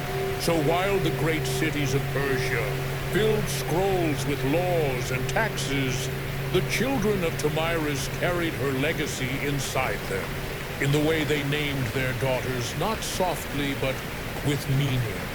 In the way they rode into storms with the calm of those who know what loss really looks like. In the way they measured leadership not by conquest, but by who knew when to stop. Another name for courage. In some parts of Central Asia, even centuries later, girls were told stories of the rider queen. They didn't always know the name Tomyris, but they knew the story. She rode for her son. She fought for her people. She answered lies with fire and left before gold could rot her hands. For some, it was just a legend. For others, especially mothers, it was a prayer that strength could be silent, that power could be grief-shaped, not greed-fed. When war became a mirror, Tomyris's battle with Cyrus was not the first war, not the last. But it became something strange, a mirror. Leaders in quiet moments asked themselves, would I know when to stop? Could I win and still walk away? If I lost everything, would I be as dangerous as she was? Her story wasn't just about military brilliance. It was about emotional truth. It forced even kings to confront the part of themselves that still feared the ungovernable, not just in others, but within, in the places where her name is gone. Time did what time always does. Languages changed, empires rose and fell. Maps were redrawn by hands that had never heard her name. But if you know where to look, you'll still find her. In the caution generals feel before invading unknown lands. In the silences between victories. In the art of mothers who teach strength without words. Her name may be forgotten, but her shape remains. The bowl in the earth. There's a rumor, quiet and strange, told by nomads who roam the Caspian steppe. They say that somewhere out there, hidden in the high valleys, there is a stone basin, unmarked, unmoved, always filled with rainwater. No one built it, no one guards it, and yet animals do not drink from it. Winds do not scatter leaves into it. They call it the Basin of the Queen. And when asked if it's the same bowl once filled with blood, the elders only shrug. Maybe, or maybe it's just the shape grief leaves behind when it hardens. A footprint that blooms. Unlike kings, Tomyris did not leave behind monuments, but in strange ways her memory has bloomed. In fiction, where powerful women now stand unafraid in battle. In lullabies that carry grief not as weakness, but as proof of love. In feminist thought, which quietly bows to ancient queens who needed no doctrine to understand themselves. Where Cyrus built roads, Tomyris built resonance.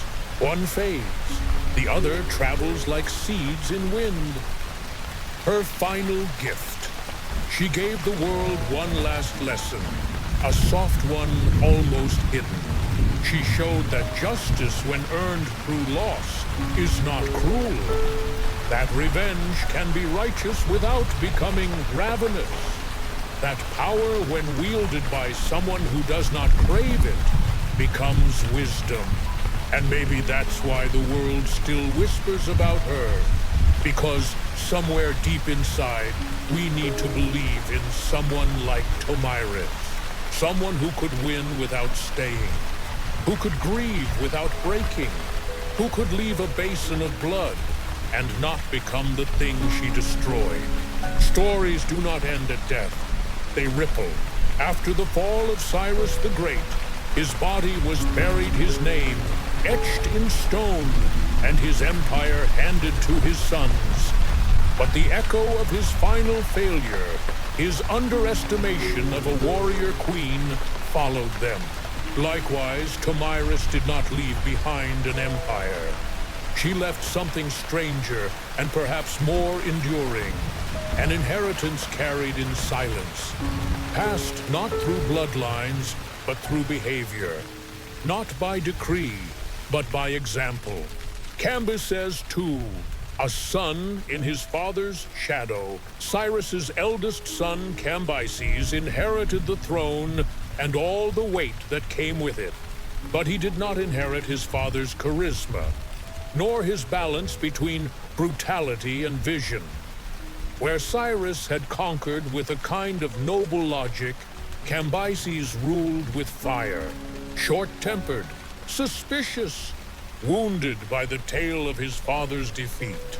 They say he spoke rarely of Tomyris, but he expanded his armies, strengthened his borders, and ordered his generals never again to assume that a woman's campfire meant weakness.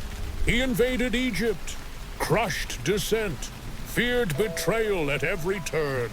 Some say he died by his own blade, accident, madness, or guilt. No one is sure, but what is certain, Cyrus's legacy weighed heavy. And Tomyris's shadow never stopped breathing down his neck. The sons who never slept peacefully, future rulers of Persia, inherited Cyrus's world, but never quite his calm. Darius, Xerxes, Artaxerxes, each rose to power in an empire stretched thin, glimmering like gold leaf over cracks. They feared the unknown East. They distrusted tribal alliances. They built taller walls, hired more scribes, drew borders with sharper ink. And each time a foreign chieftain refused tribute, each time a woman led a distant people, some advisor would whisper, "Remember the one who drank wind and fed death to the king." Tomyris became more than a person. She became a caution. While the west grew crowns, the east planted roots. Meanwhile, far from the carved columns of Persepolis, the people of the steppe lived differently. They didn't claim to shape the world. They claimed to survive it. Where Persian princes studied law and geometry, the children of the Massagetæ studied stars and silence. And while no one carried Tomyris's blood in a royal line, her daughters walked everywhere.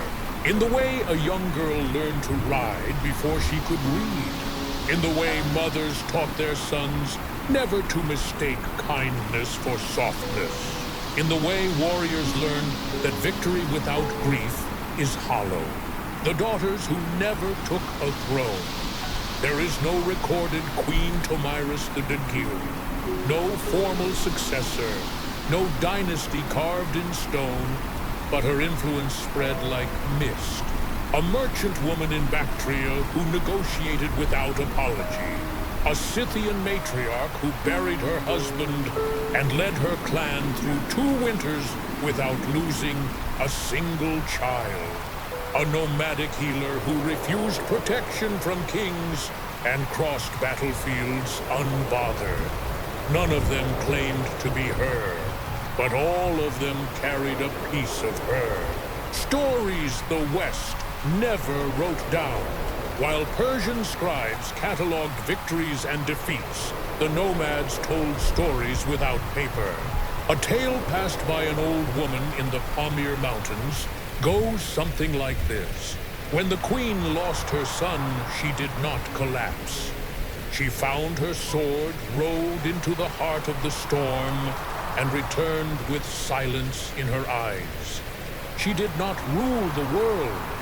She reminded it that not everything will be ruled. It's told with no mention of dates, no kings, no names, just feeling and truth. The difference between lineage and legacy. The sons of Cyrus inherited riches, but they also inherited fear of rebellion, of failure of the stories they couldn't control. They ruled with armies. Tomyris ruled once and never needed to return. Her daughters inherited no throne, but they inherited something better, a compass. One that pointed not north or south, but inward, toward knowing when to fight and when to let go. The lesson they took from her. Among steppe tribes, a proverb grew. Even the strongest arrow bends when drawn in grief. But that is when it flies truest. Tomyris taught them that grief could guide, that strength could coexist with softness, that the fiercest warrior might still sing lullabies. The daughters of Tomyris didn't dream of building empires. They dreamed of ending what should be ended, of protecting what must be protected, and of walking away before power became poison. A legacy not measured in stones. There are no palaces dedicated to her, no golden statues, no preserved relics. And yet her legacy lives deeper than those who left behind marble and war songs. It lives in the idea that power and peace do not cancel each other out, that motherhood and might are not opposites, that silence is not weakness, it is choice, and that sometimes it is the one who walks away that echoes longest. You can burn scrolls, you can silence scribes, you can chisel over names on monuments and melt crowns into coin, but the wind remembers. And the story of Tomyris, like the scent of rain before it falls, like the hush before thunder, never truly left. It drifted, not as command, not as law, but as presence. The kind that lingers in the breath of storytellers and curls behind your ear when the world grows quiet. The campfires that kept her alive. For centuries, the people of the steppe gathered around flames that flickered low and long, wrapped in furs, surrounded by horses and shadow. And when the sky was clear, when the stars blinked with quiet approval, someone, often an elder with a voice like sand, would begin. Let me tell you of the queen the kings could not keep. And again her shape would rise, not as warrior, not as queen, not even as mother, but as reminder that grief can become strategy, that restraint can become rebellion, that silence can become legend, the language of memory. Tomyris's name was not spoken in a single tongue. It danced across dialects, Masajetai Saka, Bactrian, early Persian, shifting its vowels, slipping between meanings. In one version, she is the one who closed the river. In another, the mother with the crimson eye. In yet another, simply she who left. Not vanishing, not defeated, just done. And in all of them, her name was never used lightly. Children were taught not to speak it above a whisper, not out of fear, but out of respect, the kind given only to storms and sacred places. When the wind turned red. There is a tale passed from rider to rider of a traveler who dared to cross the old battleground where Cyrus fell. He was warned, of course, they always are, but he didn't believe. He laughed at the fire circle warnings. He crossed the river at dusk. He camped in the tall grass. That night, the wind changed. It whistled low like a breath through a broken reed. It grew warm, then warmer. Then it smelled like iron. He woke to silence. Not birdsong, not crickets, just the feeling that someone or something had passed through. The next morning, his camp was untouched, but his horse refused to move forward.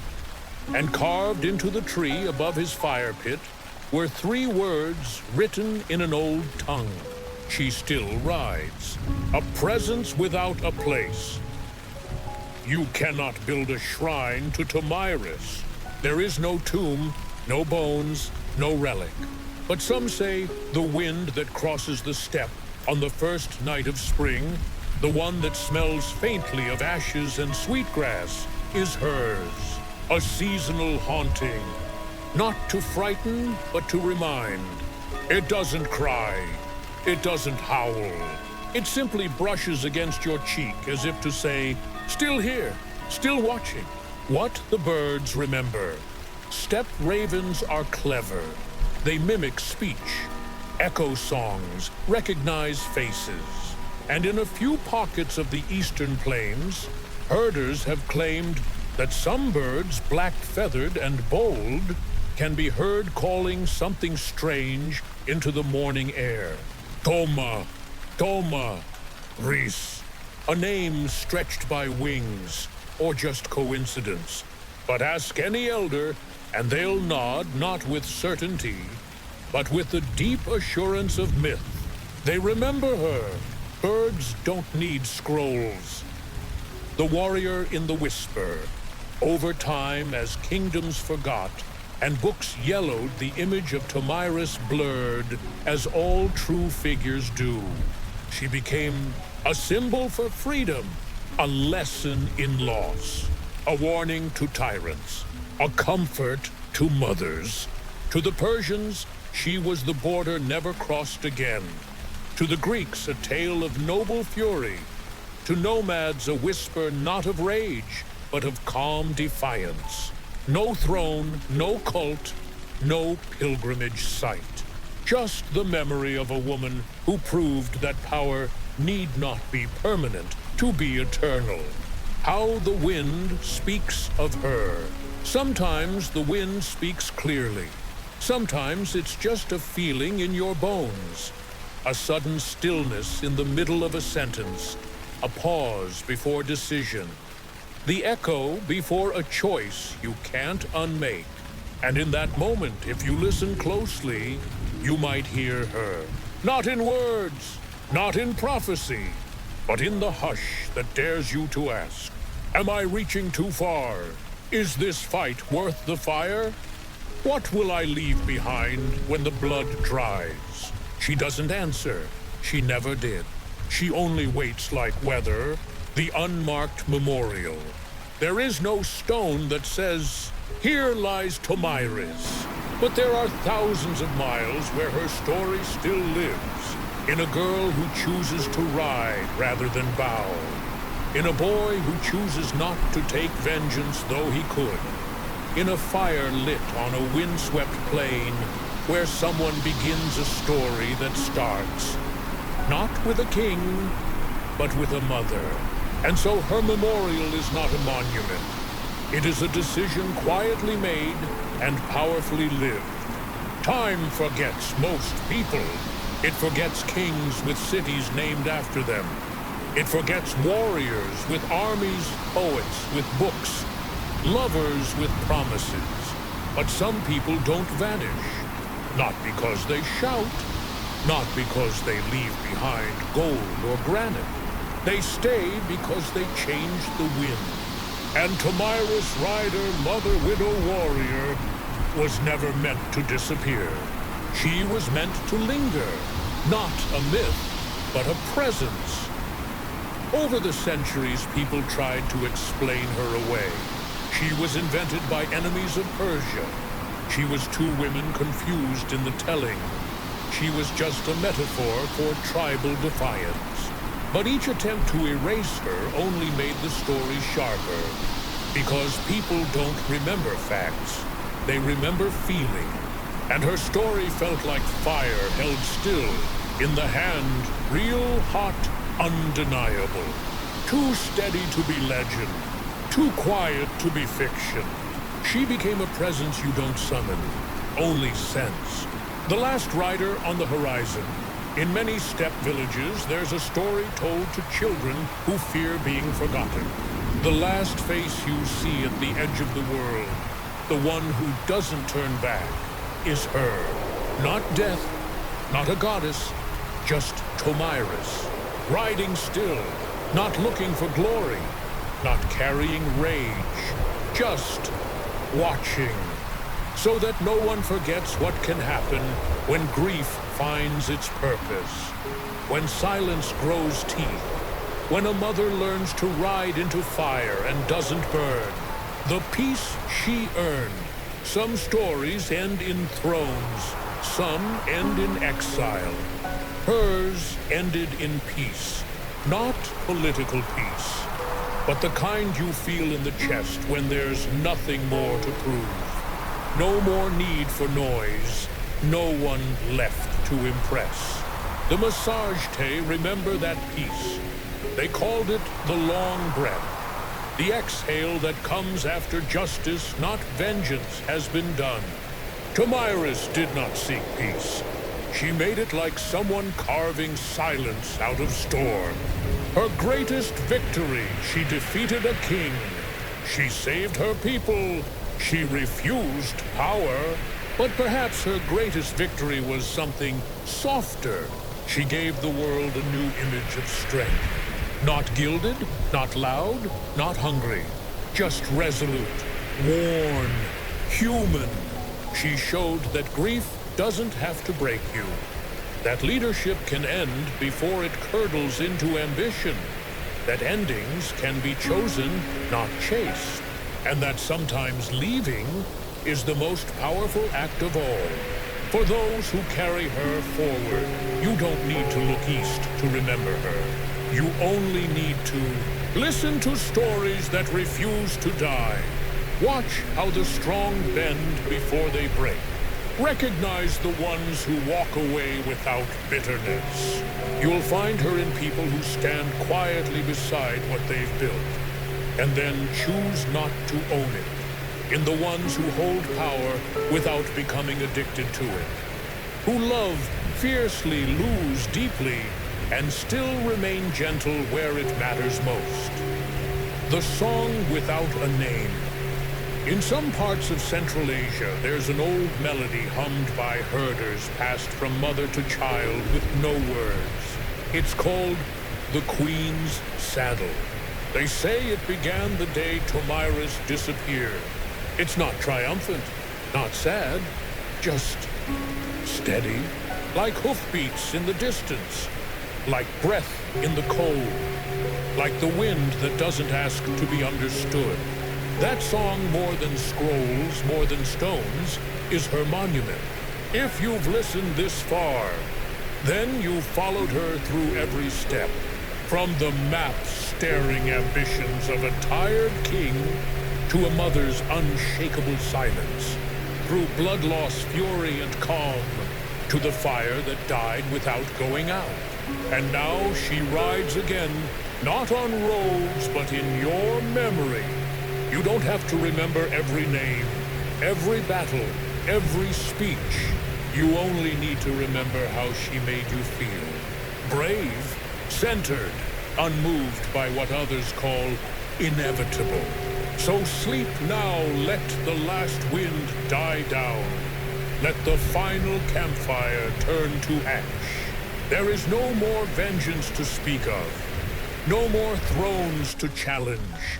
No more blood to weigh, only stillness, and in that stillness her shadow, riding, always riding, never chasing, never being chased, just leaving the world a little quieter, a little clearer every time someone remembers she didn't want to be a legend.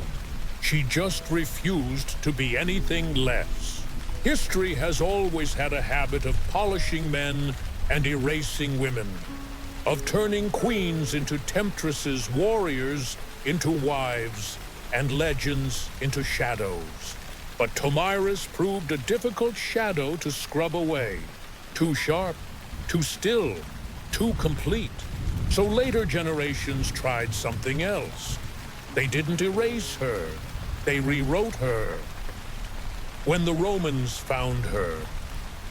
Centuries after her death, as Roman scholars rummaged through Greek histories for useful tales, they stumbled upon the account of Herodotus.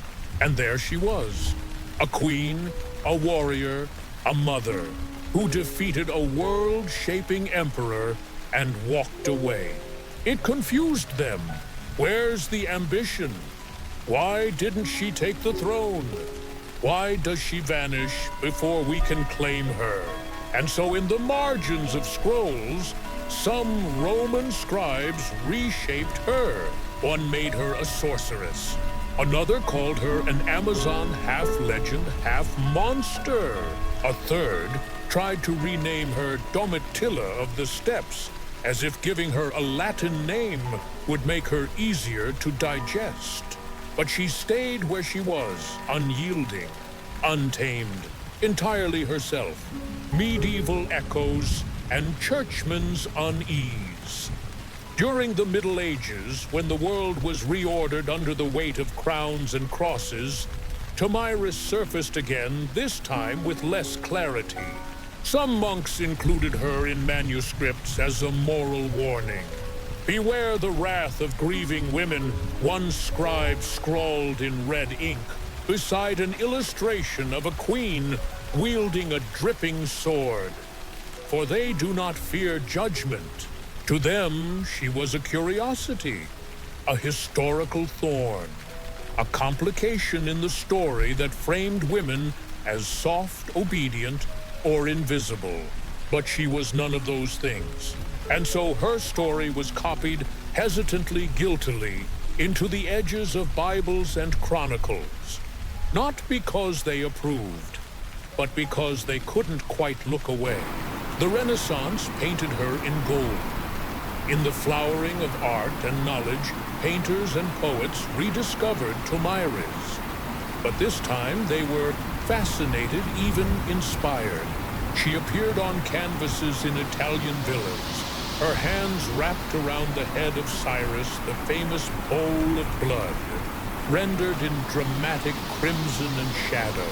Artists called her the Eastern Judith, the warrior Madonna, justice dressed in furs.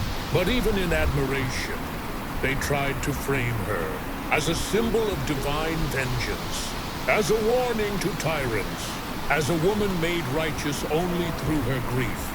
They painted her beautifully, but they rarely captured her restraint, her silence, her walking away.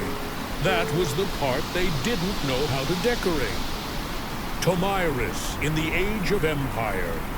When Europe began its long, brutal expansion across oceans and continents, her story took another turn. Colonial generals and governors read about her defeat of Cyrus and found it inconvenient. She became too relatable to the people they were trying to conquer. So they did what all empires do with inconvenient stories. They footnoted her, filed her under tribal resistance, shrank her. In British libraries, she became a Scythian queen, possibly mythical. In French textbooks, an example of feminine courage, ultimately outside civilization. In Spanish history, she was omitted entirely. But in the places where the wind still sang her name, she remained intact. She lived in places without printing presses in the steppes and mountains of Central Asia, where stories traveled faster by voice than page. Tomyris never became a myth. She remained something closer to a relative distant perhaps, but familiar. Grandmothers told their daughters, when they call you too much, too loud, too still, too angry, remember the queen who didn't speak until it was time. Elders sat around fire circles and asked boys, if your sister led the charge, would you follow her? And in yurts wrapped in felt and snow, her name was used not in battle, but in birth, whispered as protection. The modern world tried to claim her too. In the 20th century, with nationalism on the rise and empires crashing into history's wall, Tomyris was once again summoned now for politics. In the Soviet Union, she was recast as a proto-communist icon, a tribal leader who rejected monarchy, resisted imperial power, and lived communally. They printed her on postage stamps, named streets after her, even wrote operas in her name. In Iran, she became a more complicated figure, a woman who killed the founder of Persian identity. Some rejected her outright. Others quietly admired her for doing what no king or god could. In Kazakhstan and Turkmenistan, she was adopted as a national symbol, not because she ruled there, but because she belonged to the wind, and they claimed the wind as home. Everyone tried to own her. She became a feminist icon, a nationalist symbol, a cultural ghost, a revolutionary mascot, a footnote, a warning, a prayer. Everyone wanted her, and yet she kept slipping through fingers because she didn't belong to any of them. Not really.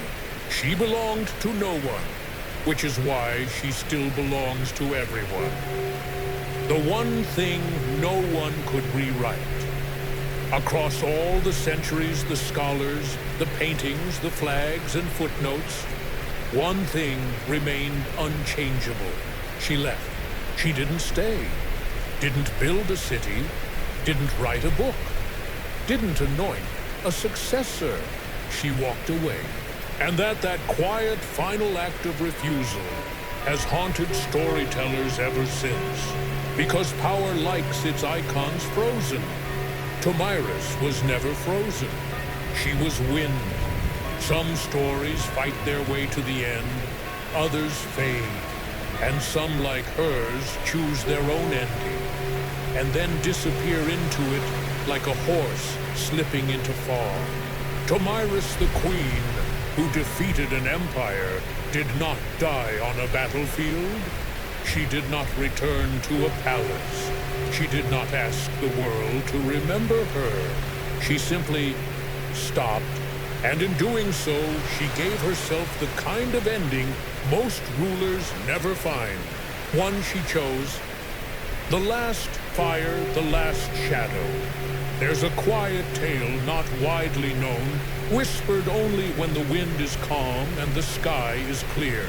It says that years after the war with Cyrus, long after the blood was washed from the grass, and the horses no longer spooked at distant thunder, Tomyris rode alone one last time.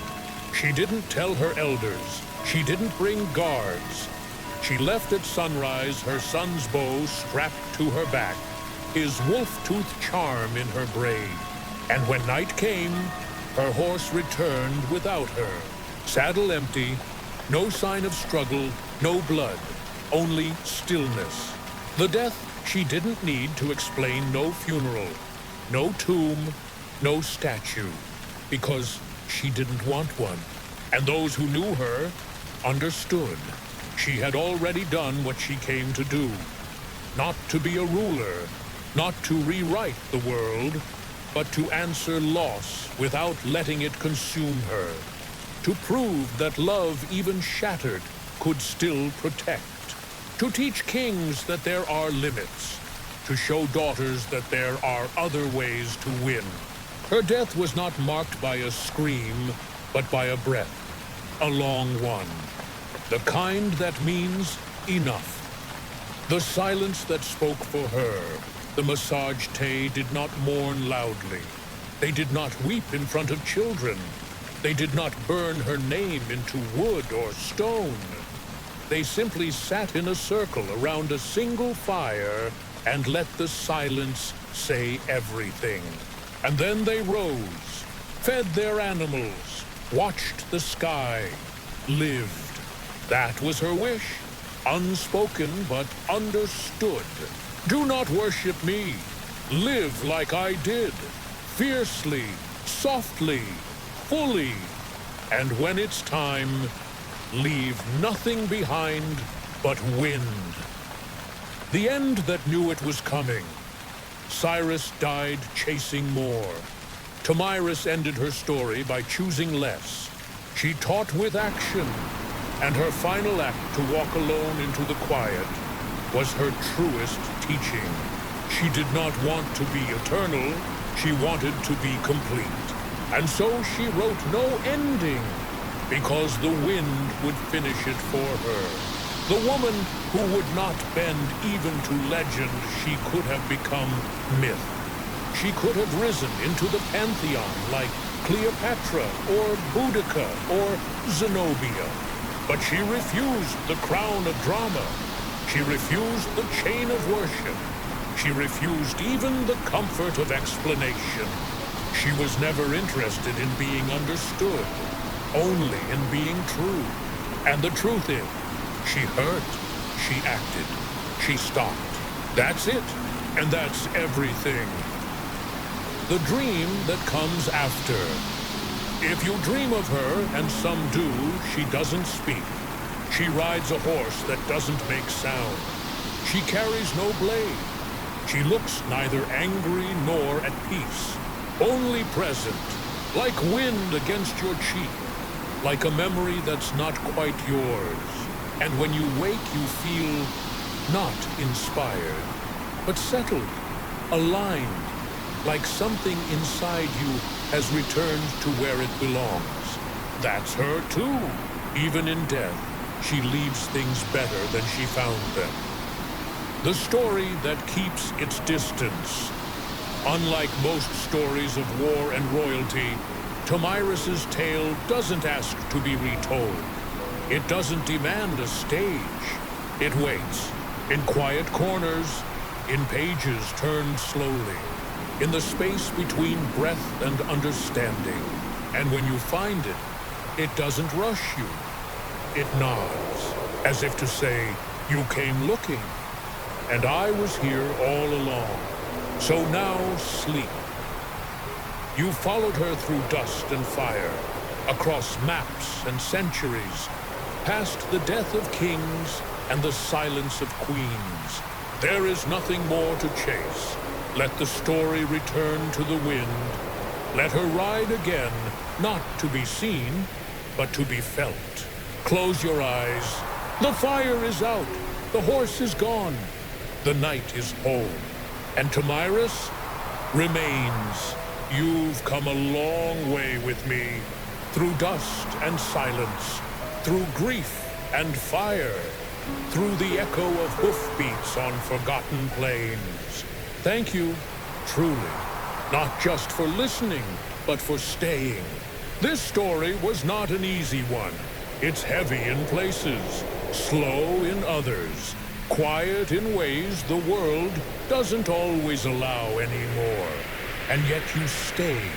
So now let me step out from behind the curtain for a moment and speak to you, not as the voice behind the wind, but as one person softly to another. Why this story mattered to me. I didn't choose Tomyris because she was famous. In fact, that's why I hesitated. She's too easily flattened into a symbol, too often reduced to the woman who killed Cyrus, like that's all she ever was. But the more I read, the more I listened, the more I realized this wasn't a story about war. It was a story about grief, about boundaries, about knowing when enough is enough and meaning it. It was a story about how we carry loss, how we sharpen it, how we use it not to hurt others, but to hold our shape in a world that would rather see us fold. And that's something I think many of us understand. If you've lost something, maybe you're listening to this in the dark with your thoughts a little too loud. Maybe there's a person you miss a mistake that lingers a chapter that won't quite close. This story was for you, because Tomyris lost too. And she didn't break. She acted with focus, with love, with sorrow folded into strength, not in spite of her pain, but through it. So if you've lost something, let this story sit with you, not to fix the pain, just to say you're not alone to those who feel invisible. Tomyris didn't ask to be seen. She didn't try to be known. She did what needed doing, then walked away before the spotlight ever found her. If you've ever felt like your quiet strength goes unnoticed, your sacrifices unmark your work, unspoken, this story is a mirror. You are seen even if no one says it, even if the world claps for louder things. You don't need gold to be valuable. You don't need marble to be remembered. Sometimes the most powerful thing you can do is walk away with your soul intact. If you're just tired, maybe you're just here because you couldn't sleep, because the world is loud, because your heart won't settle, because the ceiling doesn't answer you when you stare at it. That's okay. You don't have to carry everything tonight. Let me carry it for a little while longer. Let the story take the weight off your chest. Let Tomyris ride ahead for you into the night, through the quiet, through the fog of your thoughts. You can rest. You're allowed to rest. Even warriors need sleep. Why I tell these stories? I believe that storytelling, slow, patient, human storytelling, is an act of care. Not performance, not escape, just care. A way of saying, you matter. You're not alone. And somewhere in history, someone else felt what you're feeling now and kept going. That's what Tomyris gave me. And maybe, just maybe, she gave you a little of it too. a final breath. So here now in this last moment together, let's not talk about kingdoms. Let's not talk about revenge. Let's not even talk about history. Let's just breathe. One inhale, one exhale. Soft, unforced. Like the kind of breath that says, I made it through today, and I'll try again tomorrow. You don't need to be legendary. You don't need to conquer. You just need to come home to yourself. That's the ending I wish for you. The peace that Tomyris earned, without asking anyone's permission. So sleep well. Let the noise stop here. Let the quiet be enough. Let your body and your heart return to stillness. You don't have to do anything now. Just close your eyes. Let go of the map. Let go of the crown. Let go of the fight. She's still riding the queen, who didn't want worship only to be remembered. And now, so are you. Good night, and thank you for walking this whole journey with me.